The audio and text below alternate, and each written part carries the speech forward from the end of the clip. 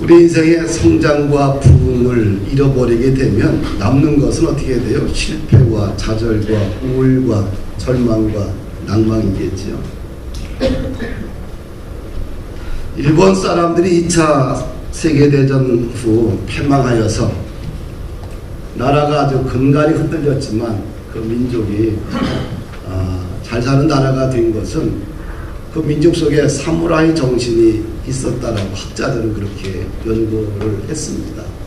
세 가지 정신 때문에 그렇다고 그래요. 그들에게 배움 정신이 있었다. 전쟁에서 패망한 후 그들은 미국 사람들에게 어떻게 돼요? 미국의 과학자들로부터 기술을 전수받기 위해서 치욕을 참아가면서 배웠습니다.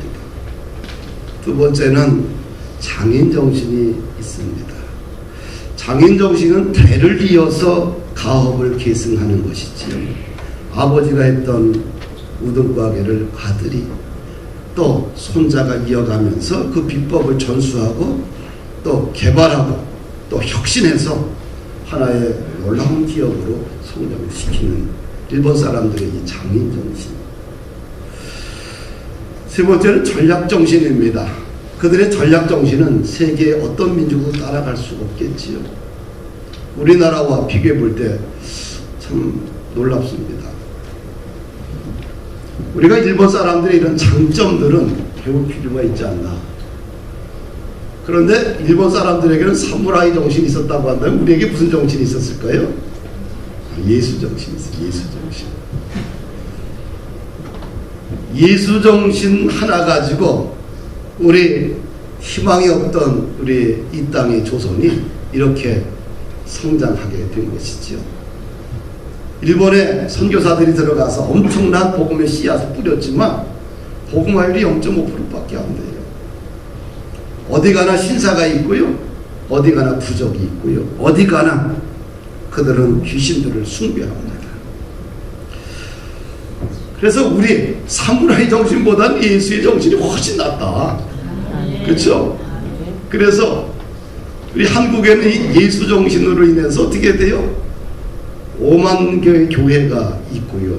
그리고 세계 선교사가 한 2만 명 이상을 파송하는 아주 강력한 교회가 되었죠. 오늘 우리가 읽은 것은 빌립보서입니다. 빌립보서는 바울이 옥중에서 쓴 서신이죠. 왜 썼을까요? 빌립보 교회에 무엇인가 문제가 있어요.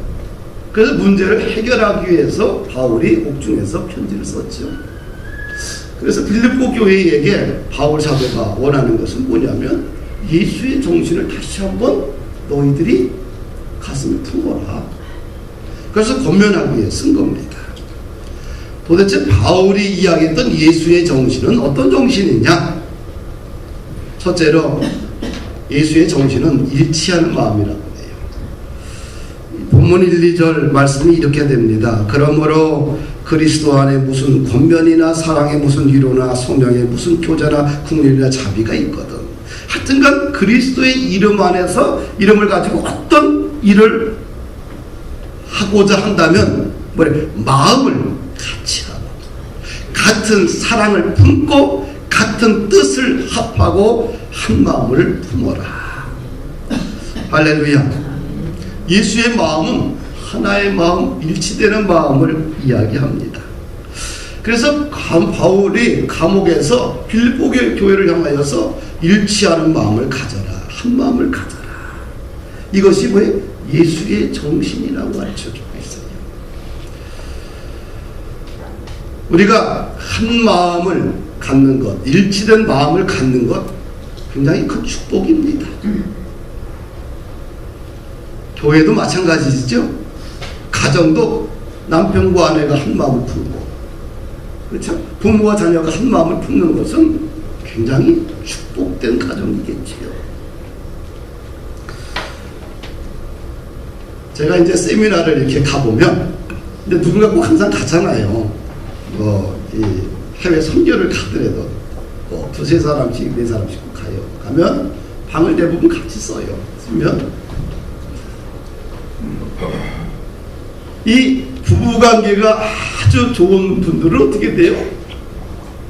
아내가 남편을 향해서 아침에도 점심에도 저녁에도 무엇을 먹었는지 뭘 할 얘기가 많은지 계속 까똑 와.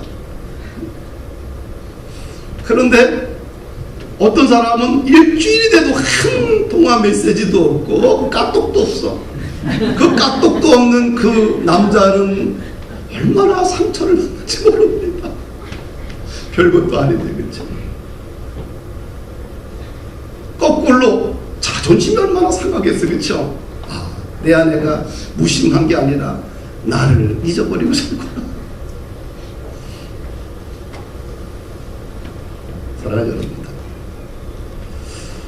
우리가 함께 살더라도 어떻게 돼요? 일치된 마음, 같은 뜻을 품는 마음, 같은 사랑을 가지고 함께 걸어갈 수 있다고 한다면 가정도 행복하지 않겠어요?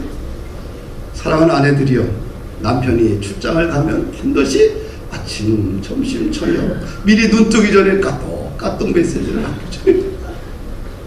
또 아내가 어디를 가면 남편도 그냥 다른 사람들이 좀 자랑 좀 할 겸 이왕 메시지도 예쁘게 좀 보내시고, 그럼 아내가 얼마나 행복할까? 별로 감동이 안 돼요. 그 마음을 무슨 마음이니? 그것이 예수의 정신이에요. 예수의 정신은 뭐예요? 한 마음을 갖는 것, 일치된 마음을 갖는 것이다. 그래야 행복하지 않겠느냐. 우리나라가 지금 환란 가운데 있어요. 그렇죠? 뉴스를 보게 되면 정말 답답하고 조마조마합니다. 여당의 목소리가 다르고 야당의 목소리가 달라요.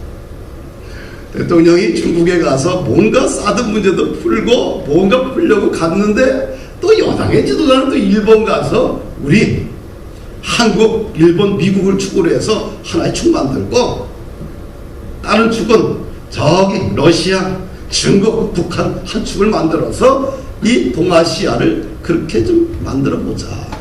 하여튼간 참 어려운 나라입니다. 내부에서는 치열하게 싸울 수 있는데 국난의 문제 앞에서는 여야가 없어요. 그렇죠? 한 마음을 가져야 되지 않겠나. 나는 요즘 이 국회가 하는 행동들에 대해서 볼 때마다 아주 불안해요. 참 애들도 저렇게 안 하겠다라는 생각이 들고요. 또 칼자를 쥐고 나면 그 칼자를 가지고 무조건 일단은 상대방을 일단 꺾어야지만 직성이 풀리는 그런 작태들을 보면서 참 심히 안타깝다. 이스라엘은 정치적인 투쟁이 우리나라보다 더 심합니다. 여당과 야당이 심해요. 그래서 과거에는 여당 지도자들을 살해도 했잖아요. 야당. 그렇지만 이스라엘은 안보 문제가 닥치면은요, 여야가 따로 없어요. 똘똘 뭉쳐가지고 아랍권을 상대로 해서 버티잖아요. 내가 1897년에 독립신문 사설에 당시 조선의 상황을 개탄하는 글을 씁니다. 조선이 큰 나라 틈에 있다 보니까 그냥 누구를 의지하고 있는 버릇이 있다고 그렇게 썼어요. 누군가 큰 사람의 힘을 빌려서 나라를 이끌어가야 되겠다는 정치 지도자들이 참 많았습니다. 그래서 나라에는 천국 땅이 있고 또 일본 땅이 있고 그 다음에 아사라당, 지금 러시아 당이 존재했어요. 그래서 이 정치인들이 이 영사관을 갖는 거예요. 일본 영사관 가고 그 다음에 천국 영사관 가고 러시아 영사관, 이게 다 애들이 나눠져 가지고 구한말 조선이 그렇게 시끌벅적하다가 1910년 국치를 당해요. 나라를 빼앗기게 됐지요. 우리끼리 싸우면 좀 등신이 되면 좋은데, 그리고 외적과의 싸움은 좀 귀신이 돼서 한 마음을 내면 좋겠는데 이 거꾸로 돼 있어요. 그런 정치적 현실을 보고 또 교회도 요즘 한번 분열이 일어나면 수습이 안 돼요. 다 갈라지고 찢어지고 부서지고 완전히 교회가 무너져야지만 그때 이제 조용해져요. 이런 현실을 볼 때 우리에게 어떤 정신이 필요할까? 어쩌면 바울 사도가 빌립보 교회 성도들을 향해서 예수의 정신, 일치된 마음을 좀 가져라. 이것이 좀 회복되어야 되지 않겠느냐. 요즘 부부 사이에, 부모와 자식 사이에 한 번 금이 가잖아요. 윈수가 돼요. 그렇죠? 무슨 정신이 필요할까요? 예수의 정신이 회복되어야 되지 않겠느냐. 그래야지 교회도, 가정도 있고 국가도 세워지지 않겠나. 그래서 너희가 예수 그리스도의 이름으로 무엇을 하든지 간에 어떻게 돼요? 같은 마음, 같은 뜻, 같은 사랑, 일치된 마음으로 하나 되라고 감옥에서 바울 사도가 교회를 향해서 권면하고 있죠. 두 번째는 빌립보 교회를 향한 바울의 두 번째 권면은 뭐냐면 3절을 보니까 아무 일에든지 다툼이나 허용으로 하지 말라. 복음이 흘러가기 위해서 교회에서 어떤 사역이나 사명을 감당하기 위해서는 어떻게 돼요? 다툼과 허용으로 하지 말라는 거예요. 주의 일을 하는 과정 속에서 이 다툼과 허용으로 하다 보면 결국 그것이 뿌리가 뭐예요? 자기 자신을 내세우게 되고요. 그럼 교회의 일치가 깨어진다는 거지요. 그래서 교회는 함께 하는 곳, 가정도 함께 하는 곳. 그래서 뭐라고 그래요? 공동체다. 가족도 어디? 가족 공동체. 교회도 교회 공동체라고 불러요. 그럼 이 건강한 이런 공동체가 회복되기 위해서는 5가지 원리가 좀 필요합니다. 첫째는 뭐냐면 이 엄지의 역할이 있어야 돼요. 엄지는 뭐예요? 항상 세워주는 역할이요. 한번 자기 손을 보고 한번 해보십시오. 이 엄지가 다른 손이 엄지를 세워줄 수가 없어. 항상 보면 엄지는 두 번째, 세 번째, 네 번째, 5번 다 세워주지, 그쵸? 엄지의 역할은 뭐냐? 세워주는 거예요. 공동체는 서로를 세워주는 거예요. 그럴 때 공동체가 행복해요. 남편은 아내를 세워주고 아내는 남편을 세워주고 교회는 마찬가지. 일터에서도 서로 세워줘야 돼요. 할렐루야. 그 다음에 손가락은 또 두 번째가 있죠. 두 번째는 뭐 할 때 써요, 여러분들? 네? 우리 자매는 뭐 할 때 써요? 남편을 딱 지적질할 때 쓰나? 하여튼 뭔가 방향을 가리킬 때는 뭐예요? 몇 번째 손가락을 내밀어요? 방향. 이거는 방향. 가정의 방향, 교회의 방향, 공동체의 방향이 뭐냐? 교회 공동체의 방향은 뭐예요?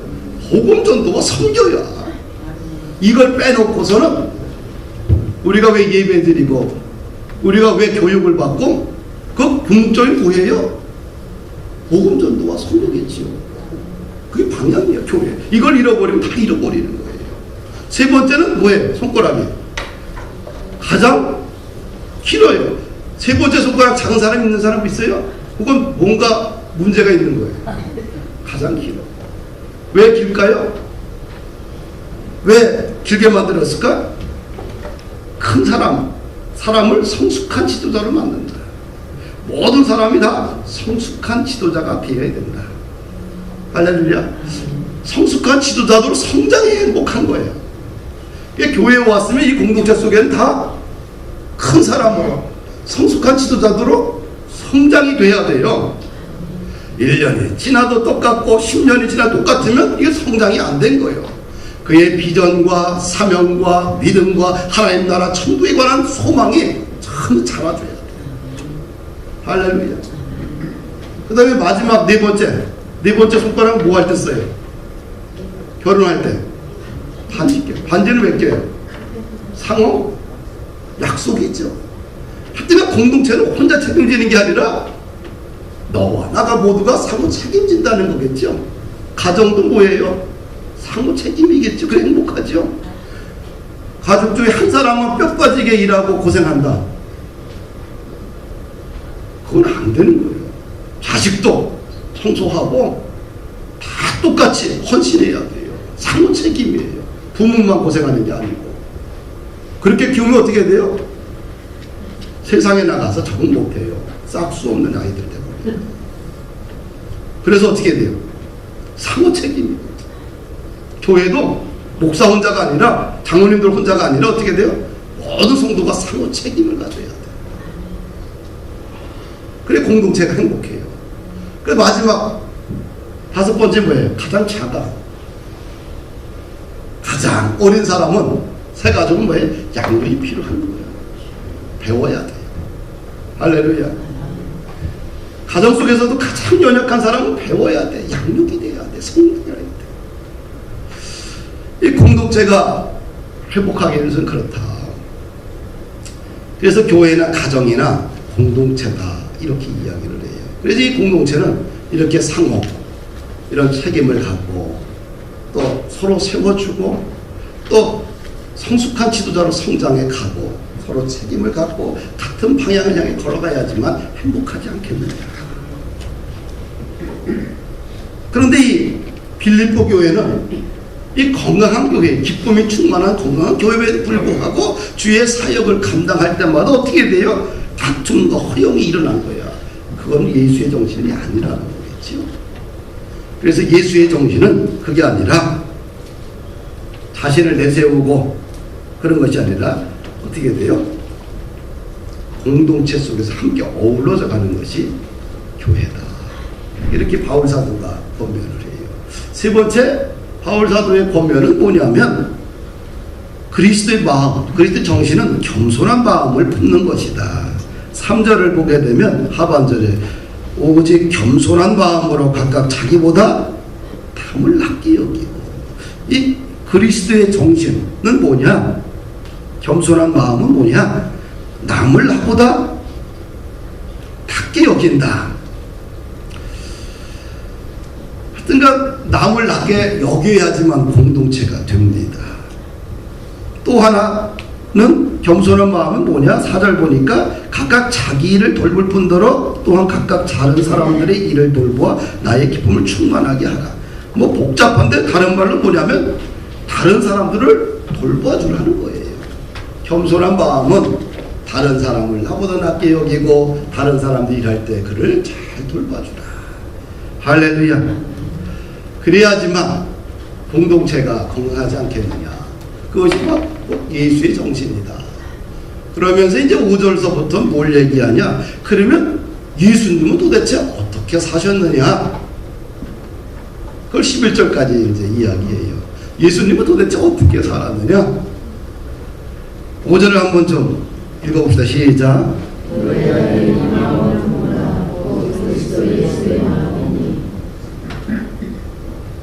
무슨 마음을 품으라고 그래요?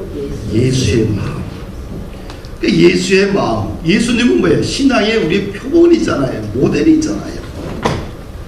그럼 그분은 어떤 모범을 보였느냐? 첫째로 자신의 권리를 포기했다. 6절을 보니까 그는 근본 하나님의 본체시나 하나님과 동등됨을 취할 것으로 여기지 아니했다. 예수님은 하나님, 근본적으로 하나님과 어떻게 돼요? 본체야 똑같아. 그리고 그렇지만 하나님과 동등하다고 여기지 않았어요. 예수님께서 사역을 하실 때 다 하나님 앞에 물어보고 사인 받아서 했어. 그렇죠? 자기 뜻대로 한 것이 아무것도 없어요. 왜? 예수님이 곧 하나님이고 곧 예수님, 하나님이 곧 예수님인데 그 예수님이 어떻게 해요? 하나님 앞에 다 하나님의 의중을 물어서 기도하면서 사역을 했다는 거예요. 그래서 예수님의 생애가 어때요? 새벽에도 기도하시고 그 다음에 사역을 끝나고 나서 혼자 산에 가서 홀로 기도하시고 하나님의 뜻이 무엇입니까? 물었지요. 자신의 권리를 완전히 포기하신 분이에요. 우리가 살면서 공동체가 속에서 자신의 권리를 주장하게 되면 어떻게 될까요? 깨지는 거예요. 그렇죠? 깨지는 거예요. 그런데 예수님은 자신의 권리를 주장하거나 또 요구하지도 않았다. 갔다는 거지요. 야고보와 요한의 엄마가 이제 예수님에게 찾아와요. 그리고 인사청탁을 합니다. 그렇죠? 인사청탁을 해요. 하나님의 나라가 임할 때에 내 두 아들을 당신 내 나라의 오른쪽과 왼쪽에 사용해 주십시오. 그 얘기 듣고 나니까 없었을 때 얘기하면 괜찮은데 다른 제자들이 있는 데서 그 얘기 하니까 다른 제자들이 기분이 어때요? 기분 나쁘죠. 분열이 일어나고 싸움이 일어나는 거예요. 그때 예수님이 지혜롭게 이야기합니다. 내 오른쪽과 왼쪽은 청탁으로 되는 것이 아니다. 나의 잔을 마시고 섬기는 사람이 내 오른쪽과 왼쪽을 차지할 것이다. 할렐루야. 예수님은 스스로 자신의 권리를 포기했어요. 할렐루야. 포기할 때 공동체는 행복해요. 두 번째, 예수님은 어떤 모델이었냐면 사람이 되었다는 거예요. 7절. 오히려 자기를 비워 종의 형체를 가지사 사람들과 같이 되셨다. 예수님이 뭐가 됐어요? 하나님이신 예수님이 사람이 되었다는 거예요. 예수님이 포기한 것 중에 가장 큰 포기는 뭐예요? 하늘의 능력과 영광과 위엄과 보좌를 다 포기했어요. 하늘의 부유함을 다 포기하고 인간이 되신 거예요. 신이 인간이 된 것, 우주 만물을 창조하신 그 신이 인간이 된 것이 가장 큰 복이겠죠. 사람이 된 것이 가장 큰 복이죠.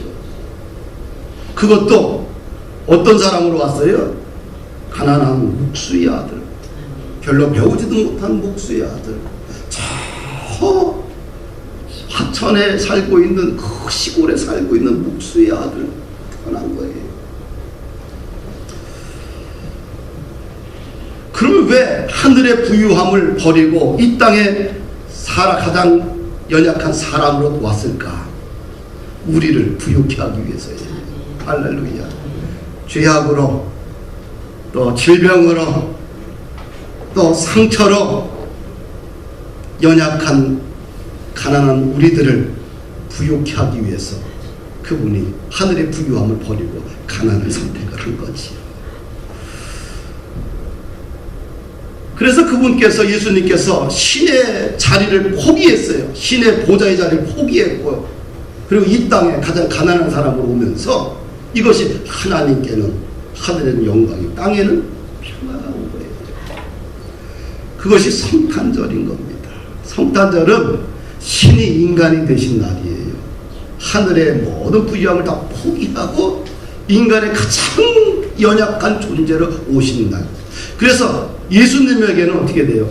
지옥의 날이고, 예수님의 인생에는 불행한 날이지만 어떻게 돼요? 우리 인간에게는 행복한 날이고 평화가 찾아오는 날이고 구원을 얻는 날이겠지요. 할렐루야.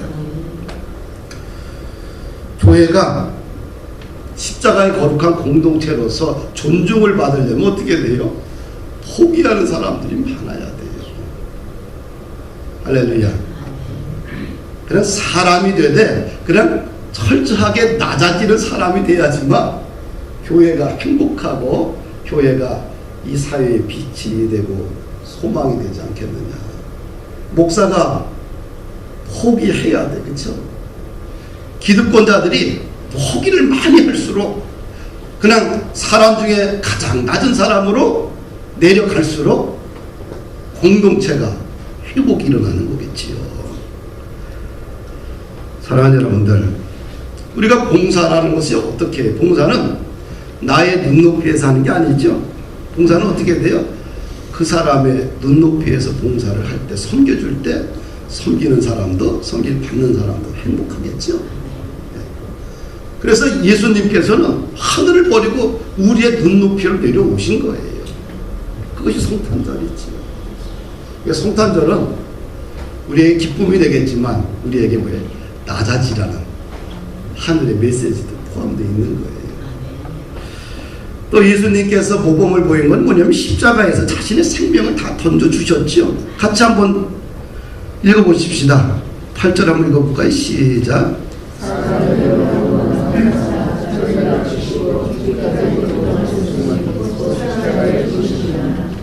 사람의 모습으로 와가지고 어떻게 해야 돼요? 자기를 낮출 때까지 낮춰주고 어디까지 낮춰줬어요?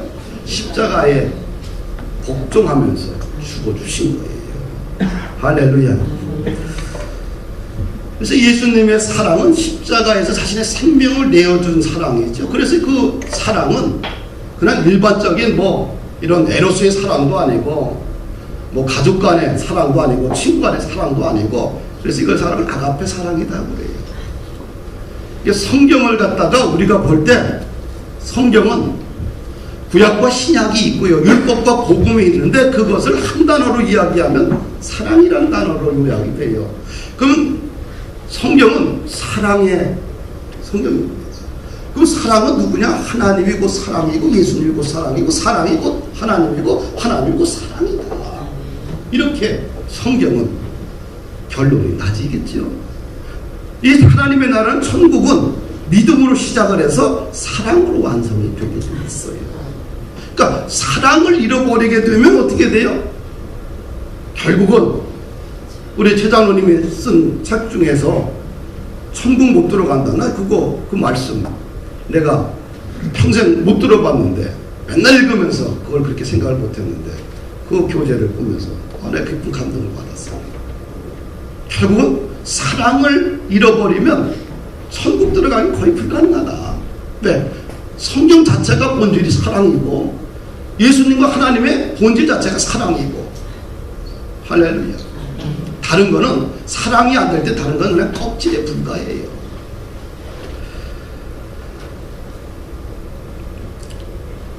우리가 십자가는 이 두 가지 이제 기둥으로 되어 있죠. 사랑과 용서라는 기둥으로 십자가가 이렇게 형성되어 있어요. 그렇죠? 이런 두 가지 아치로 되어 있는데 그 하나님의 예수님의 그 십자가는 이 사랑과 용서는 조건이 없겠죠. 조건이 없어요. 무조건 용서, 무조건 사랑입니다.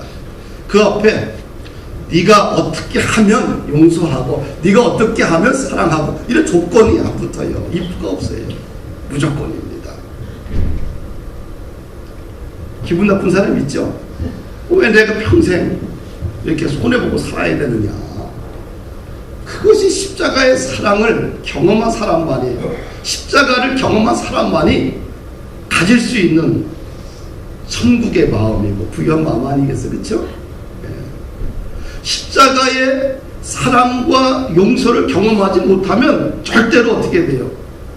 조건적인 사랑과 용서만 가능해요. 근데 십자가를 경험한 사람은 조건적인 사랑과 용서를 뛰어넘고 무조건 하겠지요. 왜? 내 안에 채워주는 하늘의 신비한 능력과 힘이, 성령의 위로가 있기 때문에 그렇습니다. 할렐루야. 이것이 예수님과 우리의 좀 차이점이죠. 예수님은 무조건 어떻게 돼요? 우리를 위해서 십자가에서 죽어주셨어요. 무조건입니다.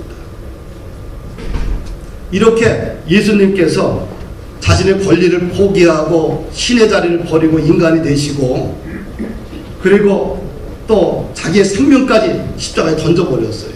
그래서 그의 인생에 그럼 뭐가 남았느냐? 하나님이 주신 위대한 복이 있는데 그의 이름을 존귀하게 만들었습니다. 할렐루야. 우리 같이 한번 9절, 10절, 11절 한번 읽어볼까요? 이러므로 하나님이 그를 지극히 높여 모든 이름 위에 뛰어난 이름을 주사 하늘에 있는 자들과 땅에 있는 자들과 땅 아래에 있는 자들로 모든 무릎을 예수 이름에 꿇게 하시고 모든 입으로 예수 그리스도를 주라 신하여 하나님 아버지께 영광을 돌리게 하셨느니라. 할렐루야. 겸손의 극치를 보였던 예수님께서 예수님을 하나님 복 주셨는데 그의 이름을 존귀하게 했다. 사람이 죽으면 뭐가 남아요?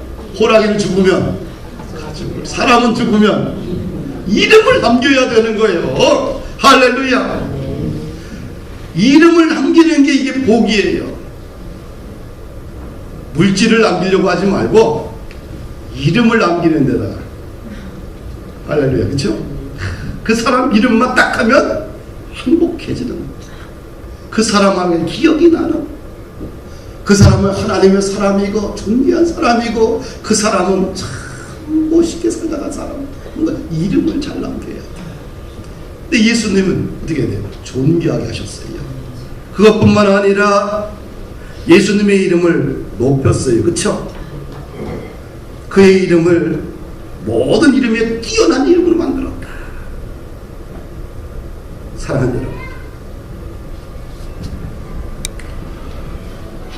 우리가 어둠의 영을 누구의 이름으로 물리칠 수 있어요?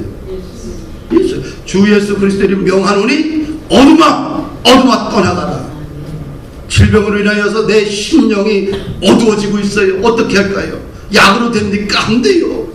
주 예수 그리스도의 이름 명하노니 이 질병아, 이 어둠과 저주의 영아 떠나가라. 떠나가는 거예요. 내 가정을 우울하게 하고 절망 속에 집어넣고 내 가정을 파괴하는 영들과 음란의 영들이 있다고 한다면 어떻게 돼요? 주 예수 그리스도의 이름 명하노니 음란의 영아, 어둠의 영아, 질병의 영아, 가난의 영아 떠나가라. 할렐루야. 누구의 이름을 가지고 이야기해요? 예수님입니다.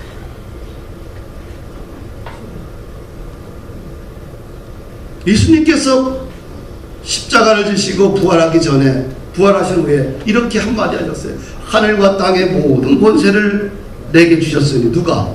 하나님이 내게 주셨으니.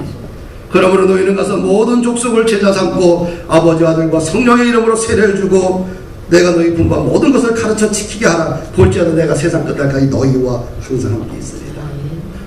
이 말씀이 중요한 것은 하늘과 땅의 모든 권세를 하나님이 예수님에게 주셨다는 거예요.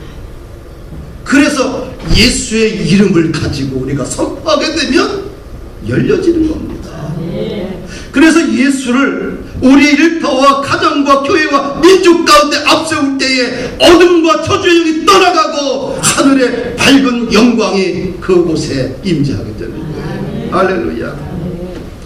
또 예수님이 하나님이 정하신 원칙이 있는데 예수의 그리스도의 이름을 믿을 때에, 할렐루야, 예수 그리스도의 이름을 믿을 때에 하나님의 자녀가 되는 권세. 다른 이름이 아니에요. 아무리 그 사람이 신앙이 좋아도, 아무리 그 사람이 많이 배웠어도, 지성이 있고 감성이 풍부하고 이성적 존재라 할지라도 예수 그리스도의 이름을 고백해야지만 하나님의 자녀가 돼요. 구원의 문은 하나밖에 없어요. 누가? 하나님이 정하신 원칙이에요. 할렐루야. 왜? 예수님께서 자신의 권리를 포기했기 때문에, 신의 자리를 버리고 인간의 자리를 내려왔기 때문에, 그리고 우리의 모든 죄악을 다 십자가에서 끝냈기 때문에 하나님이 그에게 그런 위대한 이름의 권세를 부여하게 된 겁니다. 할렐루야. 그러면 결론을 맺습니다. 우리에게 무슨 정신이 있어야 돼요? 예수의 정신. 예수의 정신만 있으면 부흥한다. 우리 사랑하는 사모님, 뱃속에 있는 아이에게 무엇을 심어줘야 될까? 예수의 정신. 그렇죠? 예수의 정신만 있으면 배에 손을 얹고 밤마다 하나님, 이 태중의 아이가 예수의 이름으로 부흥하고 이 땅 이 민족 가운데 열방을 크게 쓰임받을 수 있는 별과 같은 존재 되게 하옵소서. 그렇죠? 다윗과 같은 믿음의 용장이 되게 하시고, 아브라함 같은 인생이 되게 하시고, 모세와 같은 지도자가 되게 하시고, 바울 사도와 같이 세계 선교를 감당하는 위대한 태중의 아이가 되게 하옵소서. 그치? 어때요? 그죠? 예수의 정신만 있으면 그 아이가 어떤 세상의 고난 가운데서도 뚫고 일어나 하나님의 빛을 발할 수 있는 영광의 자녀가 되지 않겠느냐. 정리합니다. 예수의 정신만이 답입니다. 할렐루야.